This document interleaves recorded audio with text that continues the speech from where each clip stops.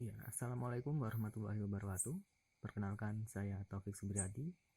Pada kesempatan kali ini, dalam mata kuliah hukum diplomatik, saya akan memaparkan mengenai kekebalan diplomatik di negara ketiga dan peran negara ketiga dalam hubungan diplomatik.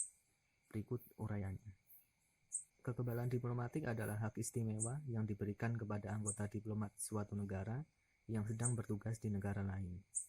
Hak tersebut diberikan guna menjamin kepentingan dan terlaksananya fungsi diplomatik dari negara pengirim di negara penerima. Dalam hubungan diplomatik dikenal adanya negara ketiga.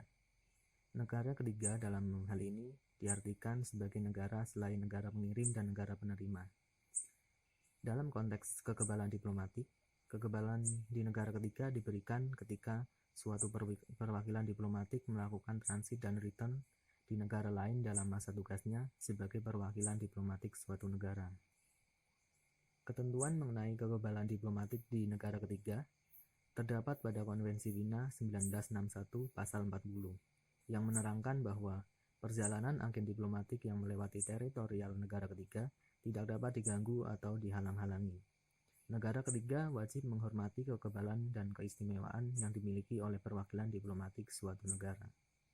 Seperti yang termaktub dalam ayat 1 dan 2 pasal 40 Konvensi Wina 1961, pemberian kekebalan diplomatik di negara ketiga tidak hanya diberikan kepada agen diplomatik, melainkan juga berlaku bagi staf dan anggota keluarganya.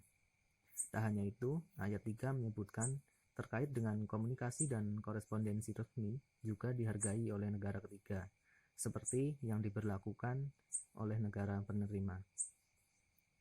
Sedangkan pada ayat 4 menegaskan kembali dari yang telah disebutkan dalam ayat 1, 2, dan 3 bahwa kewajiban negara ketiga tetap harus dilaksanakan walau dalam kondisi force majeure.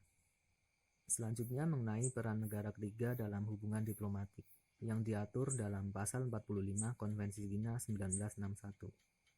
Ketika hubungan diplomatik antara negara pengirim dan negara penerima sedang tidak harmonis, maka peran negara ketiga dalam hal ini sangat diperlukan. Seperti yang telah disebutkan dalam huruf B dan C pasal 45, berkaitan dengan tempat, barang, dan arsip serta perlindungan terhadap warga negaranya, negara pengirim dapat mempercayakan hal tersebut kepada negara ketiga. Iya, sekian yang dapat saya paparkan. Ada kurang lebihnya mohon maaf. Terima kasih atas perhatiannya. Wassalamualaikum warahmatullahi wabarakatuh.